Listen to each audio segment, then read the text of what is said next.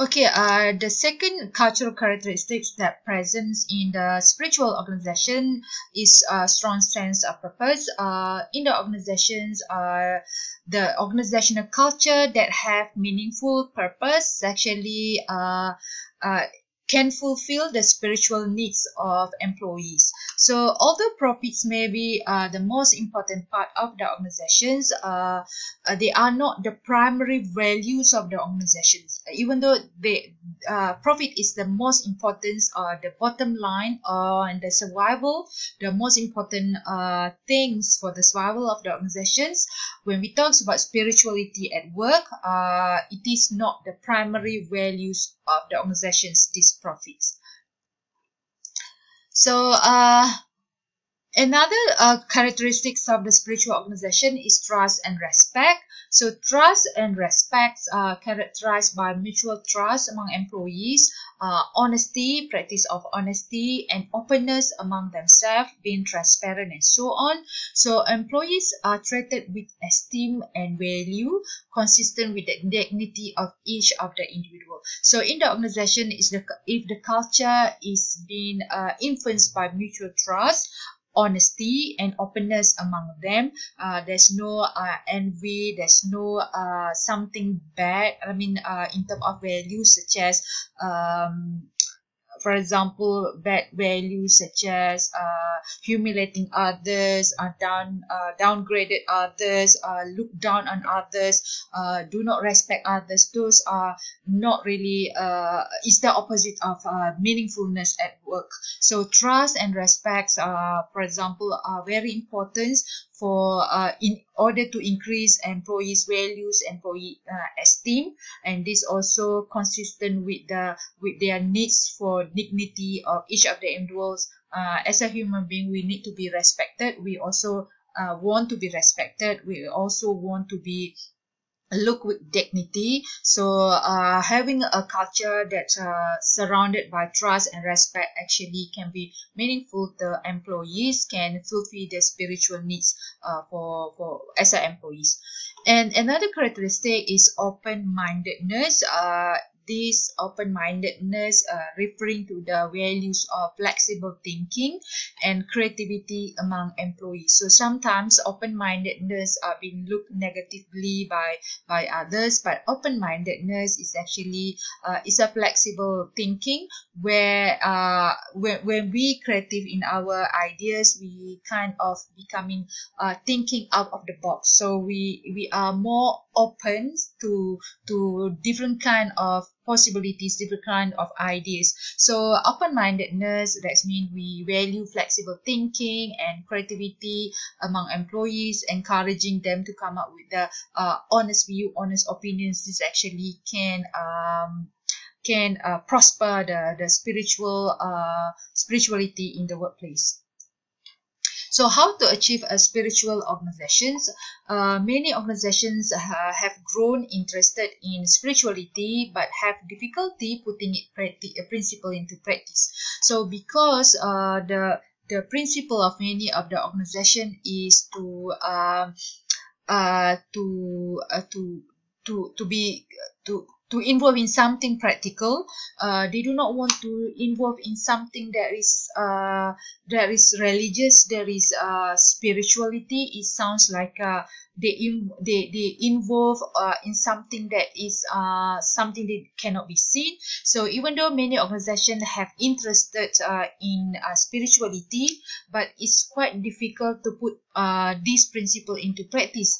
There are several types of practices, however, that can facilitate a spiritual workplace, such as having work-life balance. Work-life balance means even though employees working in the organizations from, for example, 8 to 5, but another half is at home. So if let's say the organization didn't have this kind of work-life balance, they just focusing more on performance at work, this actually will have problems to the persons who have children or who have husband, who have wife.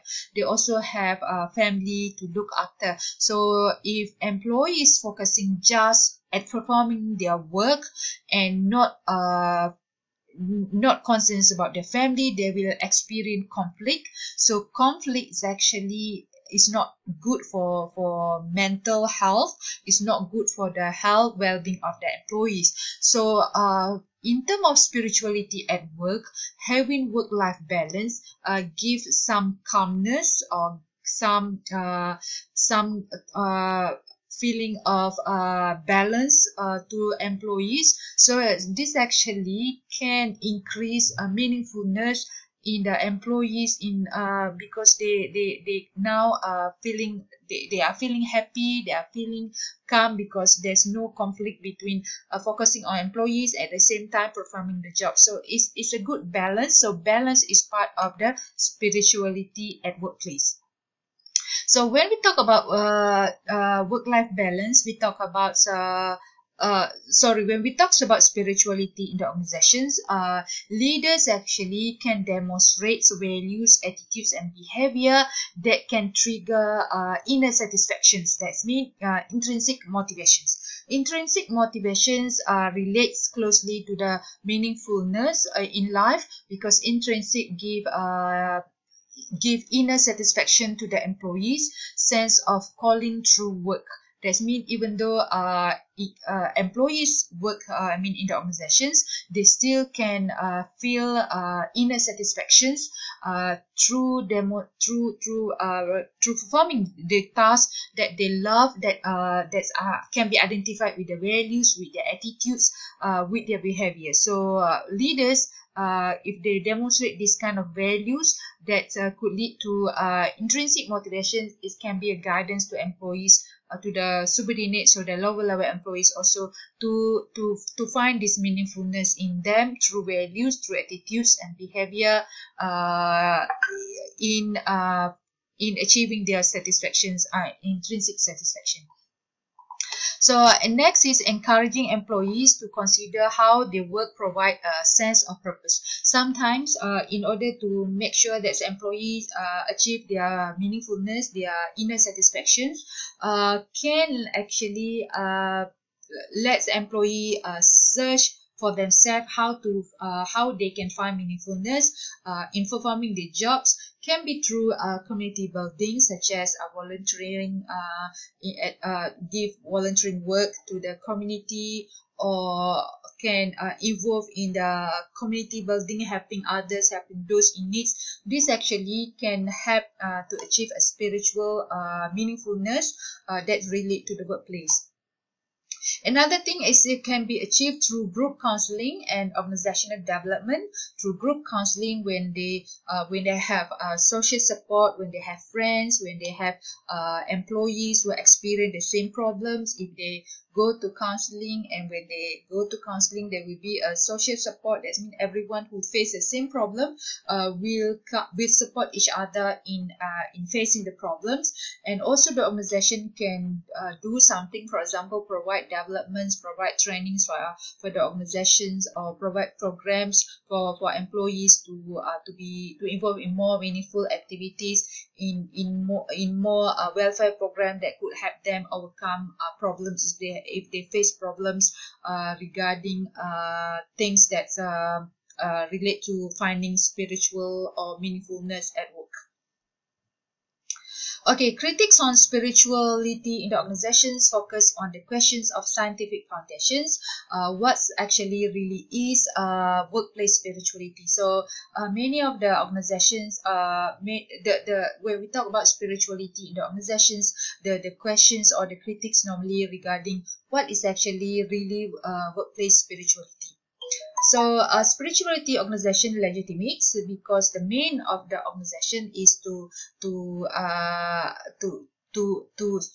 focus on the profits while at the same time try to fulfill the responsibility toward the stakeholders, to the society, the employees, and so on. So the question is, do organizations have the right to impose spirituality values on their employees? These questions depend if the employees want to have this kind of spiritual values, if they can find meaningfulness by practicing these spiritual values, and this will be good for them, because it's good for their well-being. It is important if employees' well-being is good, the performance in the organization also will be good. So employees' well-being, if employees thinks that having meaningfulness or having spiritual values could increase their well-being, and well-being is important to increase employee performance and indirectly employees organization performance, then it's considered legitimate. So next question is the questions of economics. Spirituality and profits compatible? It's quite hard to answer this, but however we can say that spirit profit is focusing more on finding satisfaction in terms of resources. Spirituality is satisfaction in terms of inner self. So both are important. Profit is for physical being. That means you need the satisfaction for physical being. But spirituality, we employees need it as a spiritual being, because spirituality can fulfill the needs of spiritual being. Profit can fulfill the needs of a physical being. So organizational culture, next question. When we talk about global context, organizational culture influence or reflects on the national culture. So organizational culture is also influenced by the national culture, or by the country of the organizations, the culture of the countries of the organizations. So for example, it's mentioned the culture of AirAsia. This is very famous Malaysian based airline, lower cost airlines, emphasize on openness and friendship. And I do not know anyone flying with have ever flew with the AirAsia. I have loans with the AirAsia few times, but never flew with US airlines. So do not know, I cannot see the difference here. I cannot give you an example. But here the textbook mentioned the culture of AirAsia, Malaysian-based airline, emphasize openness and friendships, while the culture of US airline does not reflect the same degree as informality as the AirAsia. So if both to merge to become one, they would have problems, because they have differences in terms of culture. So that's in terms of global context. Differences in culture can be a problem also if the employees cannot cooperate with each other in terms of different values. Another thing is, one of the primary things US manager can do is to be culturally sensitive. So if let's say this company to be merged, they have to be the manager or employees need to be culturally sensitive to each other. So such as talking in low tones of voice, speaking slowly, listening more, and avoiding discussion of religion and politics. For example, in certain culture, talking about religion, talking about politics is considered very sensitive. So in order for other culture, employees or manager from other culture to be merged with the company from the culture that are really sensitive, if people talking publicly about religion and politics, so they have to be sensitive. The manager have to be sensitive about the culture. For example, in Malaysia, for example, the culture, if talking in high pitch or high tones of voice, is considered you having problem with someone, or you asking for fights. So for those culture, if they want to have a joint venture with the Malaysian culture, for example, they have to understand to be culturally sensitive, especially in terms of obvious characteristics such as talking in high pitch of voice, and also they have to be more listening to observe the sensitivity of the different culture. So it's not only other culture have to understand to be sensitive to Malaysian. Malaysian also need to be sensitive to other cultures if they want to be effective in joint venture or in merging with the other cultures or other organizations. The management of ethical behavior is one area where national culture can have a problem against corporate culture. But I will continue with the next slide.